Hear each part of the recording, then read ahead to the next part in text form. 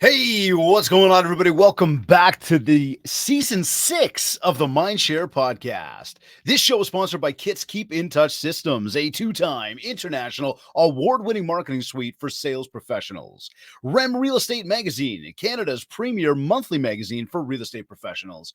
And OREA, the Ontario Real Estate Association, Canada's largest provincial real estate association.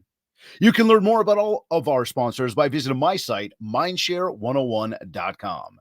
And while you're there, check out the details and get yourself registered for our annual Mindshare Mastermind taking place on May 26th through the 29th in person in beautiful Mont Tremblant, Quebec. Plus, be sure to download your free copy of our Mindshare 101 goal setting worksheet, as well as learn more about our one-to-one coaching and keynote speaking. Today's episode is number 274.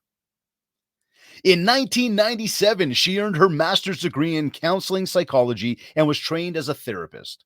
In 2007, she transitioned into coaching, where her approach to human growth and transformation was greatly influenced by her counseling background. Since becoming a coach, she has supported college students, executives, artists, entrepreneurs, and CEOs in activating their life's purpose with greater courage as they become more liberated from the unwelcome influence of self-doubt. She is the host of the podcast, How I Made It Through, which explores the intersection of personal growth and spiritual experience. And she has authored 2 books on emotional intelligence and resilience. Joining me on this episode of the MindShare podcast is life and executive coach, Kristin Taylor. Kristin, welcome to the MindShare podcast. Thank you so much. It's such a privilege to be here.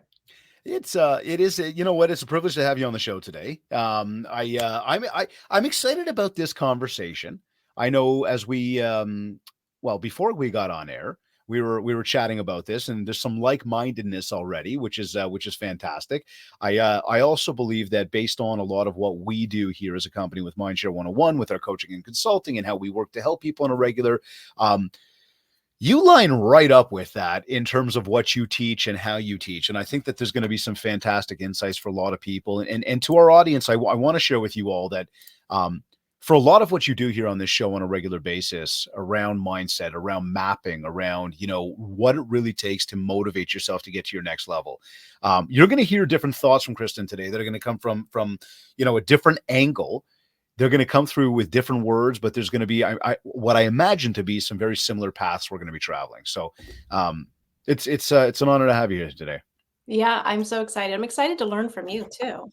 Well, and this is the back and forth. This is the fun of these things, right? Yes, and So I so love both hey, our glasses. I know this is, what I do that, and it's funny because we're live on air and we're actually recording the show with video, and I got these lights in the studio and everything else. You get the glare off the glasses. And I noticed yours didn't have that. And I was wondering, why do my glasses have that and yours don't? I think you have more light coming through, although right as we got started, the sun is starting to gleam in. So who knows what kind of glare is going to show up for me. Well, look, video tips. We always talk about, lighting needs to be in front of you, not behind you. So that's not a bad thing that's in front. Not a bad thing. Curious, though, I just read off your bio. Can you tell us in your words, Kristin, who are you? What do you do on a daily basis? I know why you're here. I've got a good sense of you, but just who am I? What an existential question. Who am I? Hey, when you asked me that, I said we don't have all day. I know, right? It's such a big question. So who am I? I'm not going to answer who I am. I'll tell you just a little bit about what I do that will inform a bit about who I am. So as you stated, my background is that I was trained as a therapist. And so currently I work, as you know, as an executive coach. But the way I work with my clients is that it's really getting inside their heads and inside their hearts. And what I mean by that is so many people, even the people that look like they've got everything together and they look incredibly successful, they are battling a lot of fear and self-doubt, not everyone, some of them, or old tapes or narratives that interrupt their progress. They've been doing things the way they've been doing for so long that they don't know what they don't know. And so I work with people particularly around understanding their nervous system, that it is the operating system of their entire being. And if they are emotionally dysregulated, or if they are in an activated state of stress, it impacts their capacity to think clearly, to design their lives, to manage stress and emotion. And they're not optimizing the operating system, their brains, their thoughts, their beliefs. I'm always looking at what are you thinking? What are you feeling? What are you believing? And who do you know yourself to be? Back to your question, who are you? If they've got old childhood tapes or tapes from a job where there was conflict with someone or they didn't achieve the success they wanted to achieve, those things, and they really tend to wrap up into disempowered sense of self, fear, that goes riding shotgun wherever they go. And we need to learn to quiet and update and regulate. When you say like old tapes of like, are you talking like literally like family videos when you say that? Of like I'm looking back to see who you are at the core? not actual literal Okay. family videos, Yeah. although sure, if they have that, that can But make it memories, thoughts, memories. experiences. It's memories and beliefs. I had someone actually yesterday share that he always thought he was afraid of heights because his mom said he was afraid of heights until he Ah, had this very amazing breakthrough where he climbed this mountain and he was like, I'm actually not afraid of heights. I was just told that. got you. So that is one example, but it could be any sort of, we learn so much about who we are at a young age. And we have all of these formative experiences. And whether it's our mother's beliefs, or our uncles, or our brothers, or a time when maybe on the schoolyard we stumbled, we were humiliated, it's like we ingest that and there it stays and it doesn't get updated. And so people, I work with people who've been bullied. I work with people who've been a bully, people who have just, they get locked into place about a sense of self that isn't as liberated as it could be to help them move towards whatever vision they hope to achieve. And so we want to be able to break those things down, dissolve them. We want to understand how to recognize. Here's a question. I'll say, what are you feeling? And people will say, they'll give me a story. And I'll Right. say, the story is appreciated. However, what I'm asking is, what is the emotion you're feeling right now? And they'll give me a story. And I'll say, no, what are you actually feeling? Right. And they'll give me a story. And so often I encourage people get a wheel of emotion. It's just all the feelings, the nuances, because we can be feeling a lot of different things at the same time in order to be able to master being human and being a successful human, however that is defined, we need to understand that we do have feelings and we have feelings for a reason. They're data points. And what I'm helping people to do is to increase their self awareness. One of the most important ways is not just to know the story you're telling yourself, but it's to say, what am I actually feeling? Maybe I'm feeling sad. Mhm. Maybe I'm feeling agitated. Maybe I'm feeling regret. Maybe I'm feeling jealousy. There's so many things. And maybe you're feeling, uh, various intersection of all of those things. But I have processes. Name your feeling, inquire into your feeling. I think That's what I was just gonna ask you. Like, if I sat back and I labeled that out and said, if you asked me a question, I gave you a story, that's not and as you kept saying that, they'll tell me a story, they'll tell me a story. My mind started thinking, you're looking for a word. I'm looking for the name of a feeling, Right. a word, Right. or So words. okay. So then the next question becomes, based on that word or words, is Mhm. there a direction, a path to take for that particular? So if I said to you, I'm feeling sad, would you go, good, do this? Or if I said to you, I'm feeling jealousy, go do that. Am I on the right track? I So imagine it's obviously much more complex than that. Well, it's actually much more simple. And Ah, it needs to okay. be simple if people are going to actually start practicing it. Because again, what I'm talking about is that we all have all of these experiences. And as a human being, we have thoughts and feelings that create our beliefs. And we're talking about emotional intelligence. So if you're Yeah. going to be masterful in terms of managing your nervous system, which is the operating system, masterful in recognizing what do you want to feel, what do you want to think, what do you want to believe, you need to understand and be well versed in that language and that personal awareness. You wouldn't go to a car and start working on it. I certainly weren't. If you didn't know Mhm. what is the carburetor, where are the spark plugs, and Right. maybe, those aren't even in cars anymore, but you need to know the machinery. And so if someone says to me, I am sad, I have a system to say, okay, let us try to move sadness through. And the first thing is that we can't, whatever we resist persists. It's called amplification, growth. Hmm. So we actually need to face it versus avoiding it. So you say you're sad, that's naming it. I want you to use the word nice. It's an acronym that I've created. Okay. Name it, sadness. And then you want to inquire into it. That's the I. And this is a bit of mindfulness. And there are two ways to inquire. One is, what are you telling yourself? What is the story in association with sadness? And the other is, where do you feel it in your body? Because emotion, really, at the end of the day, it's just energy, it's just sensation. Because we can get wrapped up into the story where we perseverate and it cycles over and over and over. And again, we over index on it. It becomes a sense of who we are, not just a feeling that we're having. So I say, let's pivot from the story, because that story we often give too much weight, and just emotion is a sensation. Where do you feel it? Well, perhaps they feel it in their heart. Is it sticky? Is it soft? Is it thudding? Is it, just sensation words? Okay. And what that does, David, is that it creates curiosity and neutrality. Again, it's separating, so it's not so self-referential, Hmm. gives it a healthy distance. And then we're going to talk black belt of mindfulness. C is compassion. And this one is really, really challenging for so many people because they think it's being weak, suck it up, just move on. Hmm. When in fact, self-compassion studies have shown, and I encourage all the listeners to learn a little bit about Kristin Neff, and as a Nancy E, 2 F's as in Frank. It is the most reliable source of resilience to move past things. Hmm. And it's just common humanity. If you're feeling sad, just, that it's okay to feel sad. Talk to yourself like you would someone you actually care about, and hopefully you do care about yourself. And then it's moving into E, and that's where I do some energetic clearing. I know that sounds very metaphysical, but using our imagination to imagine that sadness, let's say it's in the heart. Imagine you've got a vacuum cleaner and you're sucking it out, just moving it through. So that's one way of just like, and what, in terms of the neuroscience, that does, it takes you out of what's called an amygdala hijack, where you're in your fear zone or you're in your emotion zone, gets you cleared. And now you can actually say, what do I want to feel instead? I want to feel inspired. I want to feel excited. I want to feel confident.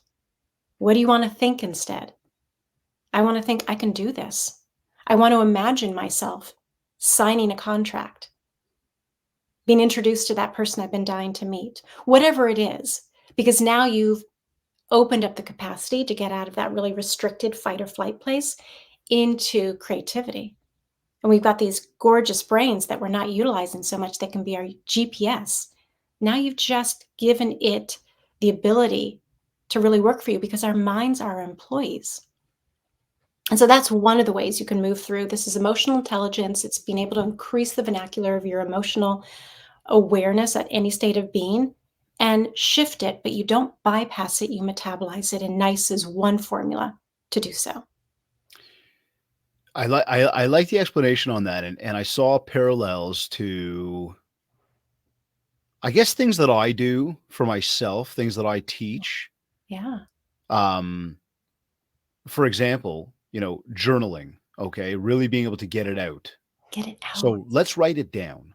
Mhm. Let's actually put in perspective what's happening. Let's take it out of the subconscious. Let's make it conscious. Let's make it live and breathe on a piece of paper. Yes. I'm going to write it as if somebody else might accidentally see this, Mm. right? So understanding that I am the only one reading my journal, but if somebody else was to read it, what would they see from me? And the reality is, normally, as we write down and we journal, I do believe, and it's not that we don't all go through our own emotional roller coasters and things don't happen. And if you're driven enough, things are going to happen. They are going to happen. You are 100%. going to fail. You're going to lose. You're going to learn. You're going to succeed. Things are going to happen. Mhm. And through journaling, I've come to realize it's a great pathway to be able to get those feelings out, get them on paper, make them live and breathe, and not even worry about anybody else reading them, but for myself to be able to look them back over and say, you're worried about all this stuff.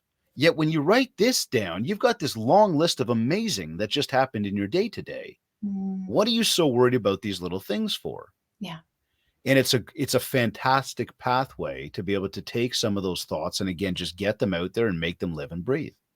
Yeah. Um, I love that. And it's also perspective. because it In a starts spiraling. huge way. Huge, right? Because I mean, think about it. Like we could look at and we all go through the ups and the downs, but you can look at something in a day and allow it to tear you down because of the um maybe emotional deregulation. And I want to talk to that in a moment with you. Right, Dysregulation. right, right. But it's Dysregulation, yeah. yeah, you're not regulating properly, and therefore you're allowing that to tear you down.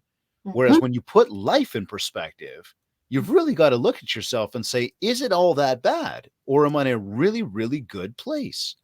And I yes, do believe, and I know for myself, oftentimes as I write, I realize, hey, things are not that bad. yes. I'll tell you this, like, and this will be a segue here. And I think I shared this in, all my listeners, you'll know this, but I think I shared this on my previous episode, which was a solo episode. And again, we were talking off air about, guesting and whatnot, but Mhm. we were on stage last week, all week at an event. And so we pre-recorded the episode. And I think I shared this, but a couple of weeks ago, I was in a moment and I was having a thought and it started to eat at me. And I was thinking to myself, why not? Right? Why? Why is it that, not me? Why, why this, why that? And I was thinking about how other people's thoughts were impacting the way I was feeling. And not that I was hurt that they were thinking, moreover, as to where I'm looking for the benefit, and all I can see is maybe the opposite to that. Mhm. Then you're sitting there and it's eating at you and it's bothering you. And this is where you're going, and this is what I started thinking about when you said about the one word a moment ago, right? I started going, what was it? Was it jealousy? Was it anger? Was it sadness? Mhm. And I don't even know how I would pinpoint it right now, Kristin, but I would say to you that I was sitting there and I was lamenting and I was Lamenting. getting inside myself going Yeah. like, right? Mhm. But then all of a sudden, seriously, out loud, I started asking myself questions. And I Good. started, and it had anybody else been watching, it would have been the weirdest thing going on ever. But I'm serious. I'm having a conversation with myself, Mhm. and you make a realization that you got to where you are today because of the way you do things. So stop questioning. Like, it's not that we can't get better, but stop Mhm. questioning how you do things. Stop doubting yourself based on what you think other people's opinions are about what you're doing, and stay on path because it's gotten you to where you are. Right. That's how you got here today. Right. And I'll tell you, for me, it was like, but I had to talk it out. You had to talk it out. What you're doing is self-coaching. What you're doing is self-leadership, and the mindfulness piece is that you noticed it.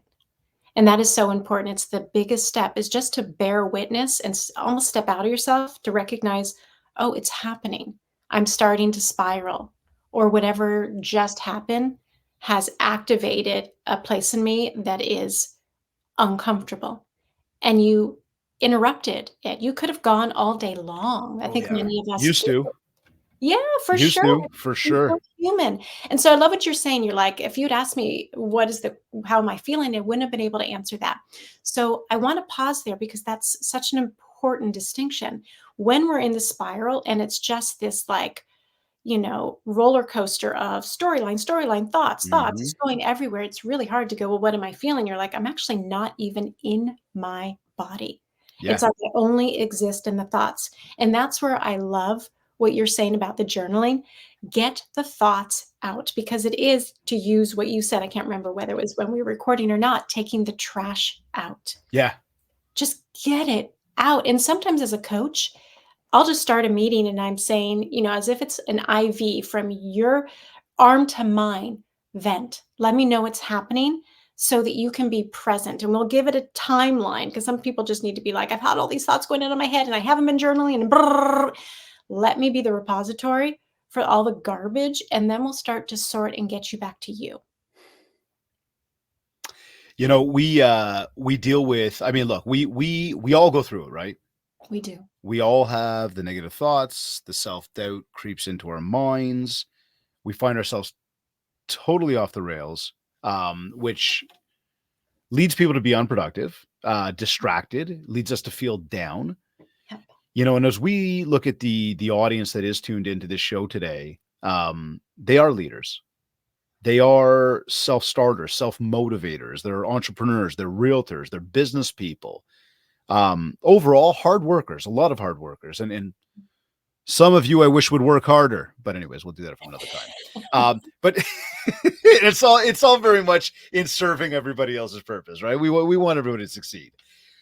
But as we talk about these things, I think that because of the people that we deal with in our world, it is very easy to get down when you're not finding the successes that you want. And because of the fact that there's so many salespeople, people that run their own business, for lack of better words and way to say it, it's an eat what you kill business. You've always got to be in a hunter mentality. And if you're not hunting, you're not eating. And then you go hunting and you still don't trap. And so you still get down whether or not, because you're still not eating as much as you want to. Right. And again, in our worlds, because you're not getting up every single day to go essentially face a paycheck, right? Because you're again eating what you hunt.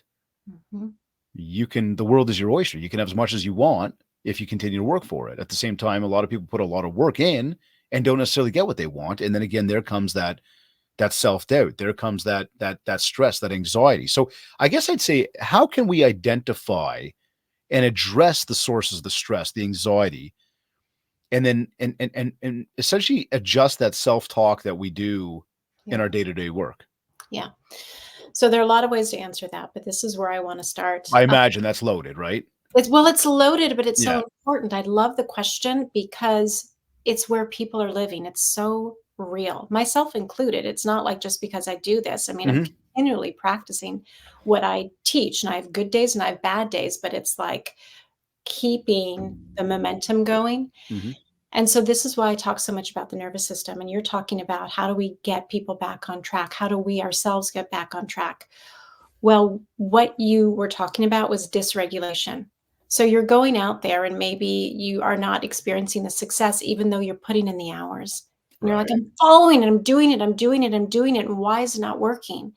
And you feel a pit in your stomach and your heart is racing, and you wake up in the morning and there's just so much that you're carrying also in your body.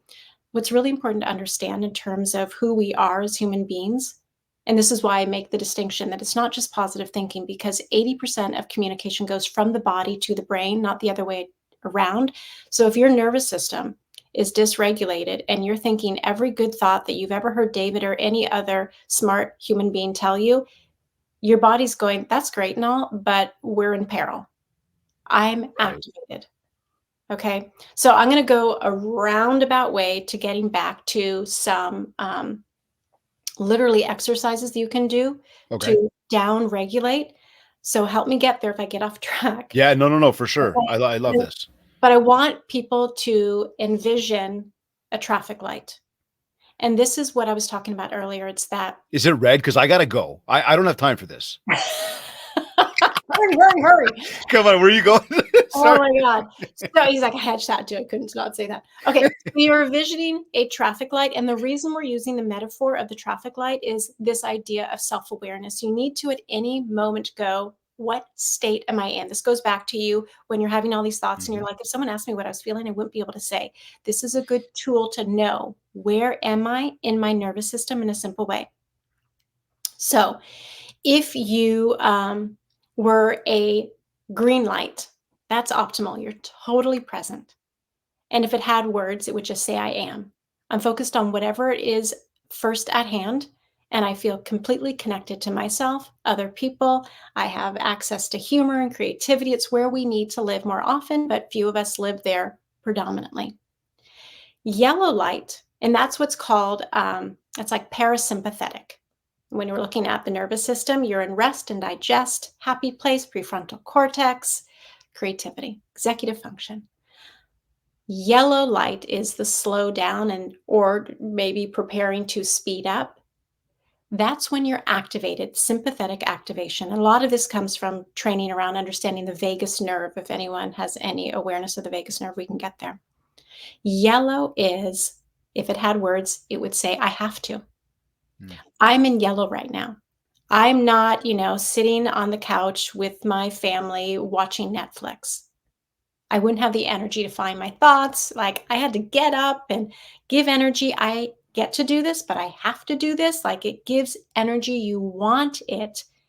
But if it starts to rise and it isn't abating, then you get into the red, which is I can't. It gets into burnout, where getting out of bed is really difficult. You're more short-tempered. You're not thinking clearly. It's just things feel like it takes Herculean effort that you don't have. So when I'm working with executives, I want to help them be in the green more often. I Right. want to know in the spectrum of that yellow of I have to, when do you get back to green? You talked about I want people to work harder. Yep. I want people to work harder, but smarter because I don't want them to spend too much time in yellow, and I certainly don't want them in red Of because course. then we get Yep. into burnout. So now in the morning, you're waking up and you need to know, am I green? Am I yellow? Am I red? If I'm yellow and it's serving me, I have to. Hold on. Sorry.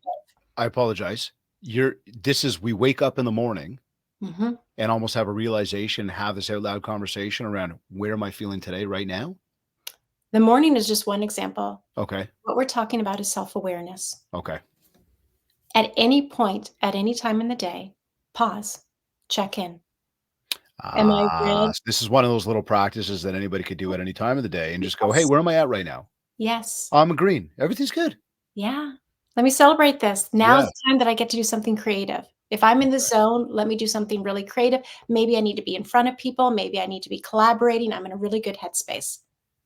Okay. If I'm in yellow, I might just get stuff done. I might be in front of people. I might be on stage. I might be whatever it is where I have to be on. I want a little bit of energy. We're talking about upregulating, downregulating. Like if you're Mhm. if you're going under the freeway, you want to hit the pedal to drive faster. That's upregulate. Get off the freeway. You are slowing down. That's downregulating. So you're playing with your energy fields and you can shift your energy fields. And that's what I want to talk about. So the first thing is awareness. Where am I? Is this a useful place for me to be given what is on my plate? The thing about red and yellow in terms of nervous system regulation, they're not always the best when you're trying to choose your thoughts, your feelings, and your beliefs about who you are I and can what see you that. want to accomplish because you're activated. Green is that place where you can just say, okay, this is what's happening in my life. This is who I am. I am successful. I'm bringing in this amount of money. And you're not just visualizing it. You have to remember our brains don't really know the difference between what we imagine and what's actually happening. So feed your brain like a GPS exactly from the inside out what you want to experience. What is it going to taste like? What's it going to feel like? What is it going to, look like? What is it going to sound like? Using all of your senses, feed your brain what you want to experience as if it's happening now. But then I want to get back. I know I'm talking a lot. I want to get back to so how do we cool our jets and down regulate? Right. Okay. Now I'll pause you for 1 second there, and just to throw that at you is, as you say about the GPS, Mhm. we teach a process called mapping. And what mapping is about is let's identify what it is that you want. Where are you trying to get to? What are you trying to achieve? And this is both life and business. And I like to start with life because oftentimes when you ask people, what's your goal? The first thing they come up with is how much money they want to make. And what I try to do is put life in perspective and say, well, what is your big goal in life? Like, what do you ultimately want in life? Like, if you fast forward to the end of life, what would you look back and want more of? Yes. And most people tell you Good. time. So if Yes. it's time to do what? Time to enjoy, time to spend with family, time to take care of thyself. Wonderful. Let's map that now. And now what we're doing is we're breaking down life, we're breaking down business, we're breaking those down through a process into essentially daily action items. And what we've called the GPS is really the schedule. That if you could take your goals and map those into the schedule and execute daily on that schedule, you should be taking yourself closer to achieving your goals. Then we've got a process for tracking that so we know how much we've actually accomplished. Nice. In conjunction with that, a lot of that is that what I mentioned earlier. I don't know if we were on air or off air, but journaling. Mhm. Let's now put that in perspective. And so for myself, I will always start my day by reviewing my goals and then journaling. And what I'm journaling is essentially intention setting. What is going to happen today? What do I already have? Even though I may not have it physically, I've got it. Mentally, I've got it. And we're just going to work through this day and we're going to be there.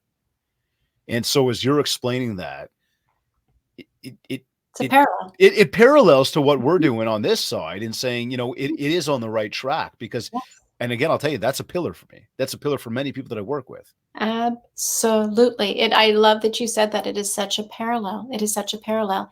And what I'm adding to it is to say, you want to be able to really trust Mhm. that you are in the right state of mind Yeah. and body to go through those processes and actually believe them. Because if you are writing or you're envisioning or you're mapping, but fear is in your nervous system, self doubt is just back here and you're going, shh, shh, shh. It's this energy that you don't want. I use the metaphor of the car. I'm using a lot of Yep. metaphors of traveling in the car right No, now. no, it's good. There's this wonderful video by Sarah Gilbert. She's the one who wrote Eat, Pray, Love. Okay, yeah. I That's think right, she's another name. Yeah, Okay. yeah, I think she was at, like, a Salesforce. I think I saw Salesforce in the back of it. She's talking about the creative journey, and I will not do it justice, but she talks about, she says, "I will literally sit my fear down in a chair in front of me as if I'm talking to it, and I say, 'Okay, we're about to go on a journey, okay? And you are so welcome because we are human. We're gonna have fear. You can't just say, 'I'm not gonna have fear. I'm going to be fearless.' I mean, the only people who are fearless are sociopaths. Like, we have fear. We have fear for a It's reason. normal, right? Yeah. It's normal. Biggest motivator for anybody in life. Yes, yes, but she said, "You're gonna go on this journey, but you need to sit in the back seat. You can't play with the radio. You can't choose the snacks. You do what you do really well, which is sitting in the back, going, 'We're all gonna die, we're all gonna die, we're all gonna die.' I will drive. I'll choose the radio, I'll choose the destination. You're welcome to come, but you cannot be making the decisions." But if your nervous system and your habit from childhood or any other place is that fear is in that front seat rather than in the back seat, then it will start, it always does that, it will start to sabotage your actual belief. You will feel like an imposter. I'm going through the motions, but I don't fully believe it. And so I said the morning, but at any point, we need to kind of, and I'm looking at a book right in front of me, it's called Shake It Off. Mhm. We're the only mammals who, when we experience something incredibly stressful, we just, push it down, never let them see you sweat. Other animals and children, if something scary happens, and scary can be someone says something, or you look at your bank account and it's not where it needs to be, or an email comes in and there's a threatening tone, like there are all sorts of ways where you can go Yep. and then we just swallow it and push it down. Other animals and children, they literally shake it off. They will move their bodies. And so get up, do jumping jacks, do burpees, do Well, this jump. was gonna how do we get past it? I'm scared. You Like you say fear, I think of jumping out of a plane. Well, then your tolerance for fear is a lot greater than mine. Mine is, stepping off a curb that's too high. So got to know what freaks you out. I'm being silly. You got to know what freaks you out. I gave the cues. There's so many Hey, cues. okay, here, we're talking to salespeople, picking up the phone to have a conversation with somebody. Absolutely. So How that's about how about posting on social media to build my send. business? Yes, post. All of these things activate us.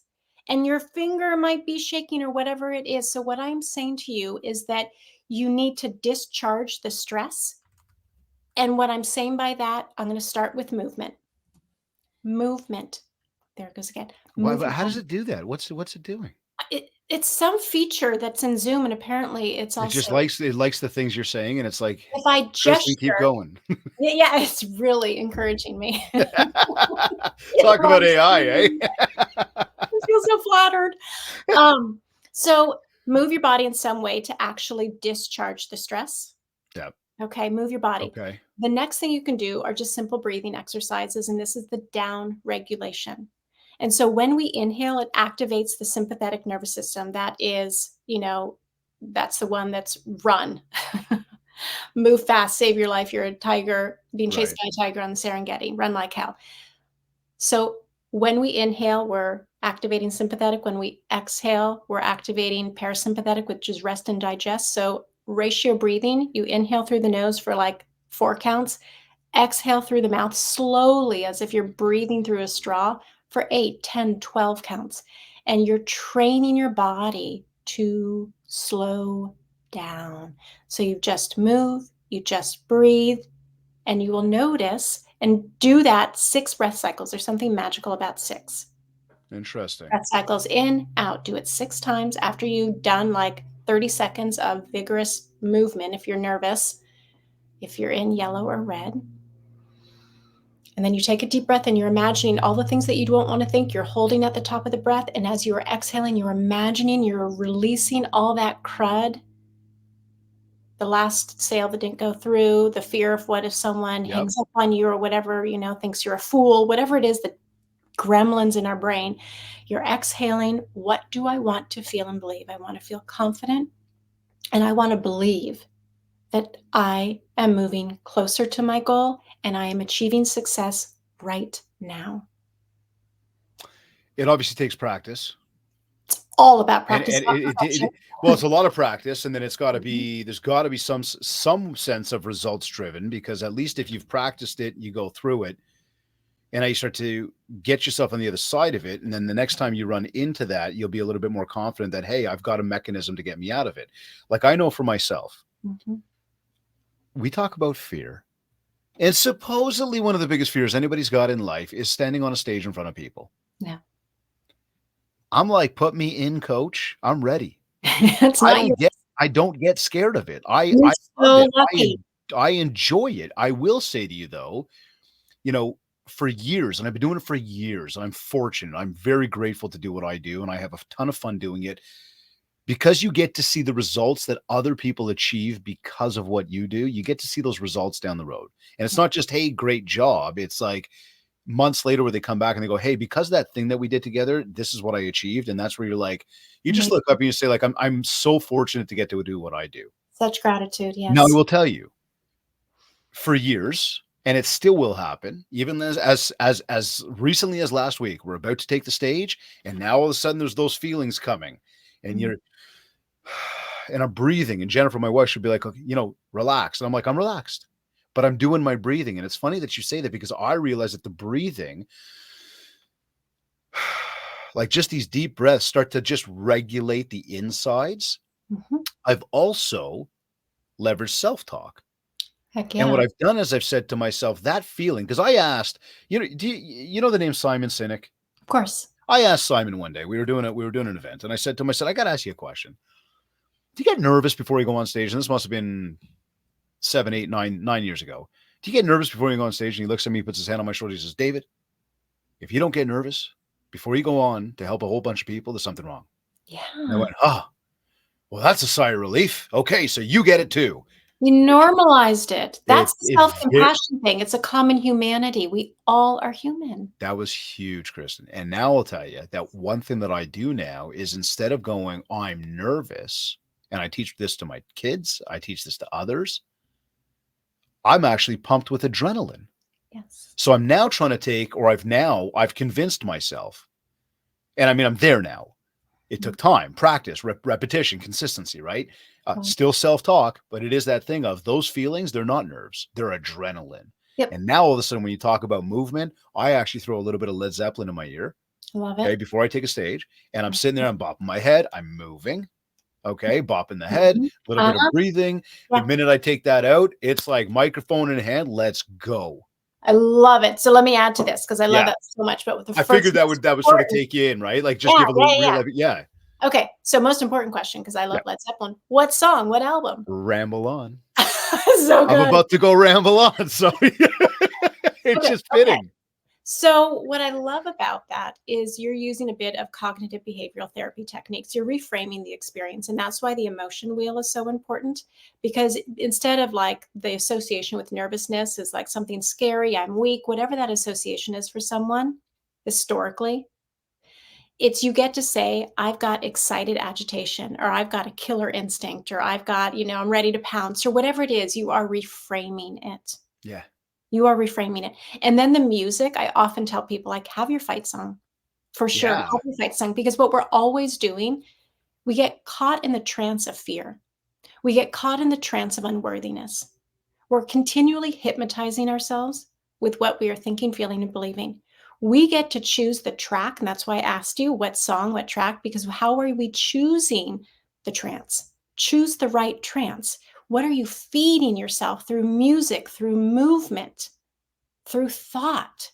And so what you're also doing in terms of the vagus nerve, and I think I can't remember, it's the 10th or the 13th, I think it's the 10th cranial nerve at the base of our spine, and it Mhm. meanders around our head and it touches all major organs. And what people have found historically, again, is that people like monks or yogis or people who meditate, do yoga, they have a more toned vagus nerve and they have lower incidence of anxiety. And so breathing, deep breathing, and actually, like when your wife is saying, calm down, just relax, start with an exhale first. Because people who are in that yellow/red, they're hyperventilating. Short, They're already shallow there. breaths, that upregulates. You need to Right. downregulate. So start with a and Let it then out. breathe. Let it out and let it in. Everyone should be saying when, exhale, just exhale when people are nervous instead of just breathe, just breathe. Mhm. So when people have a more toned vagus nerve, they're not as prone to anxiety. And so what you are doing is with the music, I want you to not just listen to that as to get into the right trance state, hum along. Humming tones the vagus nerve. Think of monks in monasteries Mhm. chanting, people in churches singing.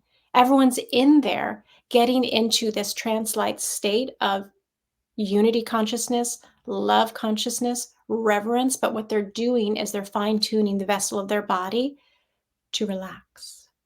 So get that ramble on. And if no one's around, sing along, hum along. I'm telling you, I certainly do. Like, people will see me, and I it's just before I get on stage, typically speaking, I got the earbuds in, and it's almost don't talk to me. I'm in my world now, and Yes, I'm getting ready to give you everything I got, you're psyching yourself. but I need my moment. Mhm. Right. And it's again, this is taken years of practice. And will I say perfect? There is no such thing as perfection. Oh, It is a constant work in progress. It yes. continues to get better and better. And I will tell you through the commitment to consistency, whether I'm feeling like it or not. And this is whether I'm prepping to get on a stage, getting on a podcast, posting something on social, getting on a coaching call, you name it, anything. Mhm, It's the consistency of the commitment that we've got to being better versions of who we are mhm. that really at least have pushed me and have helped me continue to push others. Yes. But again, we come back to this concept of emotional regulation. Mhm. Would I be accurate in saying that everything we've been talking about so far really is this pathway towards emotional regulation? Absolutely, absolutely, and at the bare minimum, and I think especially, I've worked a lot with men, Yep. and I just, there's so much to be said for misogyny and the way women are raised, but there's also so much to be said on the other side of the coin of the baloney that boys and men have been taught about not feeling, be a man.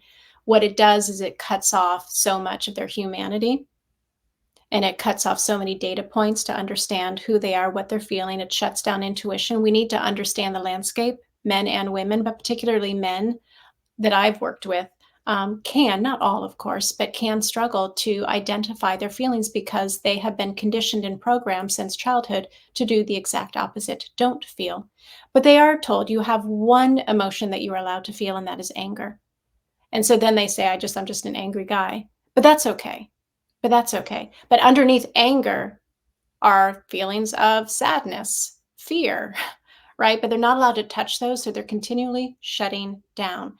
So, at a bare minimum, with a tool like a wheel of emotion or any other tool, to start to identify in a more nuanced way in this moment, when I reflect on this, whatever the case may be, if they can down regulate enough to be circumspect, what am I actually feeling?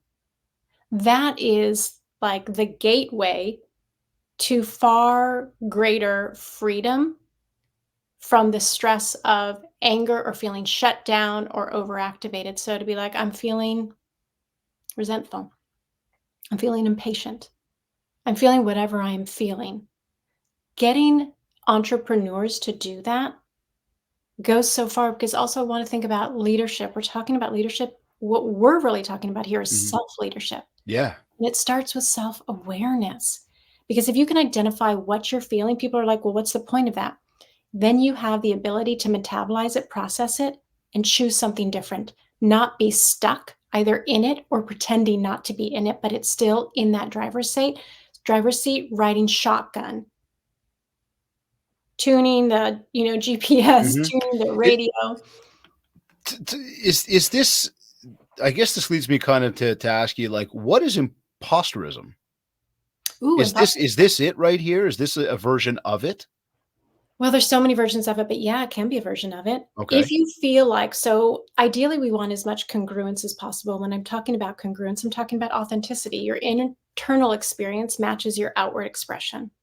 That you don't feel like you have to put on a mask and then you feel like if people actually knew me, they wouldn't like me, I'm not a good person, or I'm not as confident. Right? Like there's an outward mask and then there's me and the gap between is so wide. That's a hard thing to contend with on a daily, weekly, monthly, yearly basis. Imposterism, however, can be that's one manifestation of imposterism. What I see typically is this overwhelming self-doubt, like, what if I can't do it? Mhm. What if I'm not good enough? What if I Mhm. make a mistake and other people know what I know but always try to hide, that I'm not smart enough, that I'm not creative enough, that I'm not rich enough, that I'm not successful at whatever it is that you are not enough of. But the reason I say imposterism versus imposter syndrome Yep. is that syndrome, that word implies pathology an illness, and particularly for women and women of color, once they get to those higher echelons, in corporate world, a lot of women either have been told or have said, "I have imposter syndrome because I am such there are fewer of us in that Mhm. room." It's saying contextually, corporate America has leaned, and I'm saying America, but Yep. North America Yep. has Yep. leaned more towards men in positions of power, and you can just look at the statistics, there's no arguing that. And it's saying this system that women find themselves in, or people of color find themselves in, that the person who feels uncomfortable in it, they're the one with the syndrome. They're the one with the pathology, rather than saying it's kind of a normal I see what you response mean. Yeah, to I understand being what an you mean by outsider. that. Right. So that's why I say imposterism, not imposter syndrome. And I don't like to pathologize human experiences. That's why I'm talking about common humanity. If we're having feelings of self doubt or fear, Simon Sinek saying, buddy, if you don't feel that way, Yeah. who are you? You're not alive, basically. Right. Yeah. We need to normalize that we can have any number of feelings. They're not who we are. It helps to move and liberate us. And if we're saying we have some sort of syndrome, the moment someone diagnoses you, you're like, oh, I'm sick. There's something wrong with me. No, it's just something I'm contending with, and there is agency in this. It's an interesting, perspective on that because I do believe especially I mean, I hear it often from people, and again, we'll come back to the salesperson who's trying to grow their business who call it with social media, video. I mean, it's a big channel these days for people to really promote themselves. It's very free in a lot of different aspects. Leveraging it is huge. Is it the be all and end all? No, but it is a channel and is a big one these days. It's not going anywhere.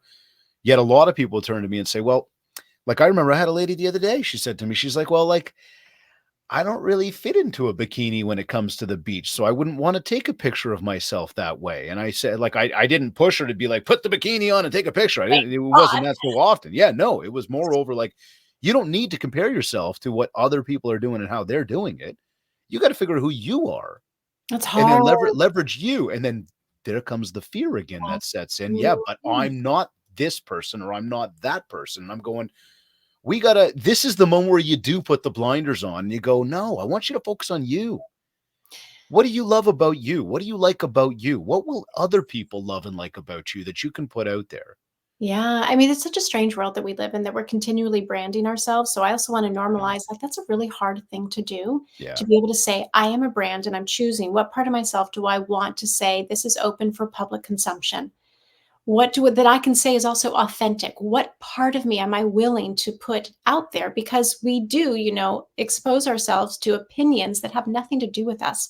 People are going to project onto you whatever is going on with them, but you get to choose, what part of me do I want to lead with, that I'm saying, yes, I invite public consumption in a way that is both unique to me, but also can connect to a lot of other people. I think that's an interesting one. I think we all struggle with that in some way, shape, or form, or have, as we put ourselves out there in front of people. Yes. I think that, I've got a mentor of mine who said that to me a number of years ago. And I expressed some thoughts, some opinions, some concerns, and he said, he boiled it down and he said, if you're not the truest version of you, the most authentic version of you, then every time you go out there, you're hiding something. That's right. You're potentially lying to Prison. people. You're Yeah. not comfortable in your own skin. Yeah. And he said, what you've got to do is you've got to embrace who you are, Yeah. what you're all about, find your comfort zone and lean into it. And there comes the fear again. Like, Yeah. what if they don't accept me? Yeah. And he was very forward. He says, then they're not your people. Then they're not your people. It's let the chips fall where they may. Right. And not everyone's going to like you. No. And I think that's something, again, especially when you put yourself out there, we talk about a branding or a business building or talking to strangers, accept it. Exactly. My fun line is, I'm not everybody's cup of tea, but I don't even like tea, so that's okay. Right. But that's why the self-compassion is so important. We could have a whole show on self-compassion, Yeah. because if you are actually going to dare greatly, as Brene Brown says, Yep. and you're going to put Fantastic. yourself She's awesome. so good. You're going to Yep. put yourself into that arena. You're going to have a lot of people casting a lot of votes, most of them negative. It just happened to me last week. I had a show and people, they talked about the way I looked. They talked about my voice. They told me to shut. I mean, it was just like, wow. And it Wow. hurt. Yeah. It didn't feel good. And it took me about 24 hours to sort of move that energy. And it was like, here I am. I need to practice self-compassion. Okay. I've got to ask you about that then. That's an interesting one. You brought that up. Where were you live? Were you on a show? It was on my own YouTube channel. And for some reason it went, I was getting hundreds, 2,000, 3,000 views. And suddenly you it's like comments coming back. 16,000 views, 16,000 views, which Nice. is great. But the trolls came out. I Yep. mean, and it was so funny because it was about love and kindness, and Yeah. and the trolls came out, So I'm and curious, how did you deal with that? it hurt like hell. It was Yeah. like, because it was mean-spirited. They were malicious, and they were First about, time? it was the first time. Okay. And they were about things that had nothing to do with what we were talking about, Oh, yeah. right? Just mean. And I had to do everything I've talked about. And now it's like, hurt people hurt people. A well person does not do that to a stranger. And so I got to the place where I really was like, tremendous compassion for them. Yeah. Like, I'm telling you, I get it all the time. do you? I mean, maybe people just don't like me. No, but this is the thing, like, no, jokes aside, I know there's a lot of people that like me. Like, I know there's a lot of people that tune into it. I know there is. Like, I know it. We get it from the views and the comments and the likes and the data and the firsthand experiences. Like, I know there's a ton.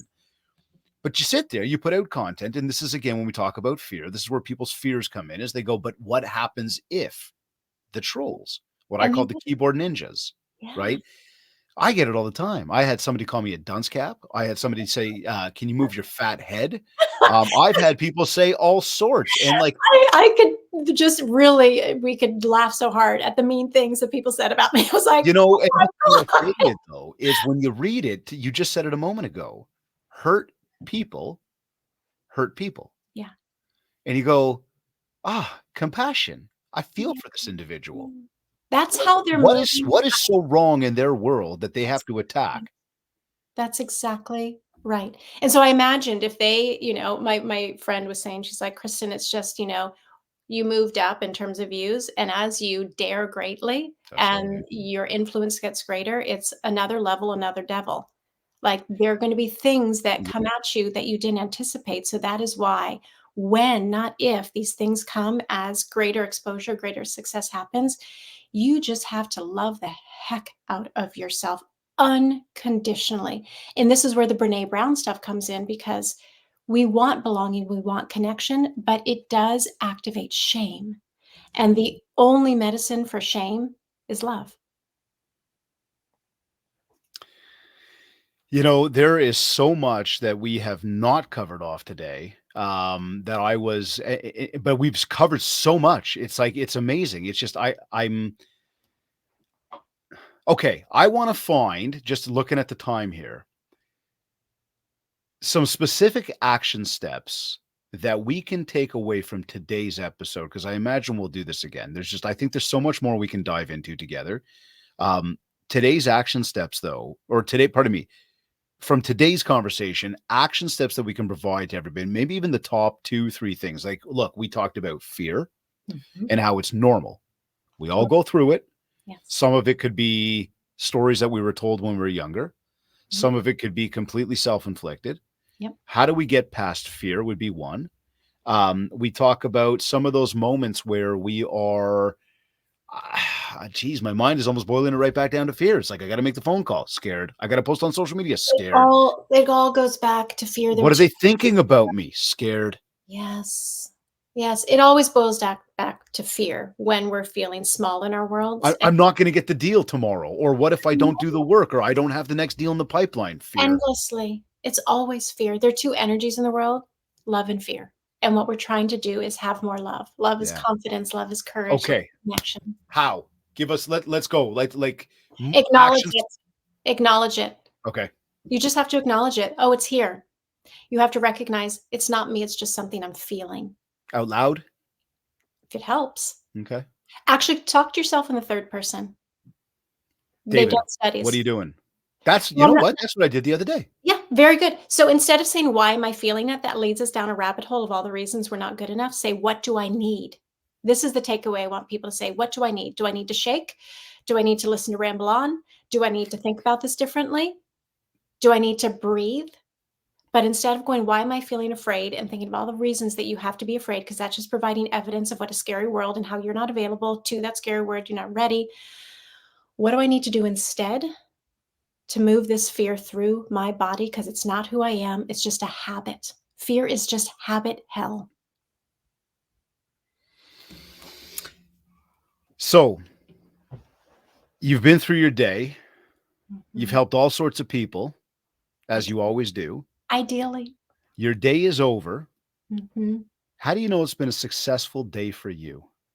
Oh, that's such a good question. Because I feel it in my heart. Ooh, I like that. I just feel it in my heart. Like, I feel like, and again, I have a spiritual perspective, not a religious one, but a spiritual one. I want to be here to help people, to teach and to help people heal. And I think back at my clients and what they've learned and where they're at. And I feel humbled and grateful that I could have been a part. See, I'll tell you, 200 and what I say, 74 episodes, I believe 274 today. Congratulations. That's amazing. Well, thank you. And thank you for joining us. Yeah. I ask that question on every episode. I don't think a single person has used the word money when I ask, what is a successful day for you? No. Isn't that something, though? Well, I love that. Isn't that cool? Nobody's prepared for the question. Yeah. And nobody says money. The innate response always comes back, most often comes back to, I helped other people today. Yes. Isn't that something?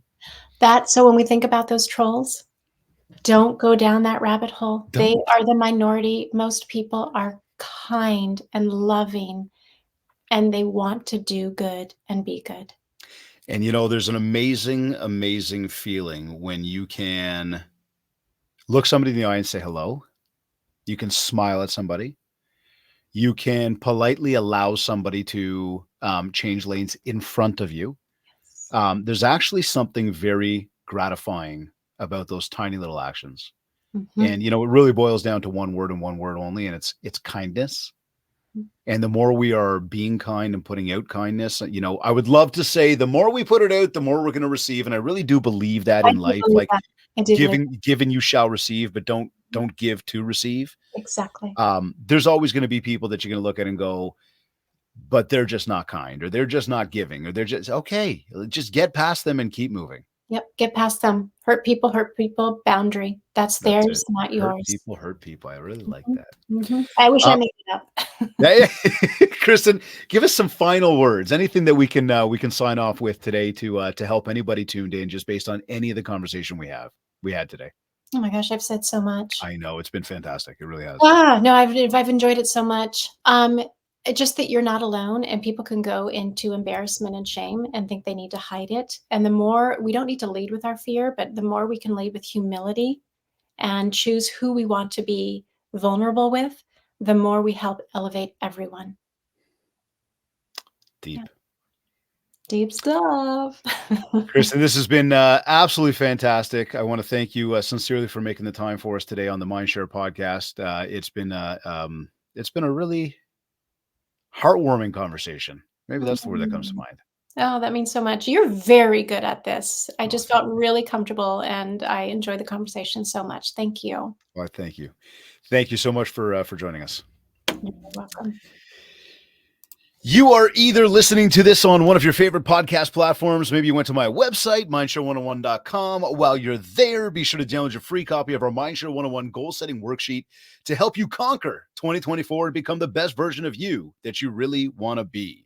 A reminder as well to get yourself booked for our live in-person small group Mindshare Mastermind taking place on May 26th through 29th in Mont-Tremblant, Quebec. I'm not telling you anything. This is the event you know nothing about. I'm not telling you anything about the agenda. I'm not telling you what we're going to be doing there. So you're probably thinking to yourself, well, then Dave, why would I ever want to book an event like that or join you for something that I have no idea what it's about? Well, I'm going to say this to you. If you got a challenge, if you got a problem, if there's something that you want to do to become a better version of you, I'm going to be in that room with a whole bunch of my friends, and we're going to be there specifically to help you. Problem solving through exactly what you need to problem solve so that you walk out of there after a few days going, I can't wait to do it again. So visit mindshare101.com/mastermind. You'll get some of the details there, but that's all we're giving you. All I can tell you, get yourself registered, be one of the people in that room. Tickets are selling out, so hurry up. Don't wait. For all inquiries, for anything we do, just get in touch with us today.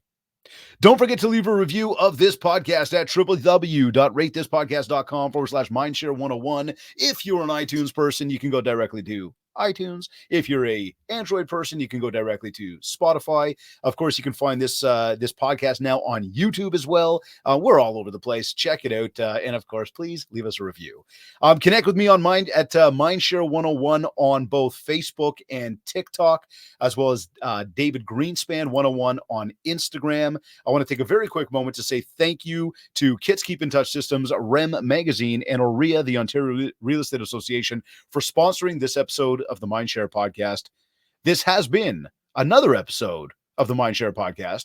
Thank you for tuning in.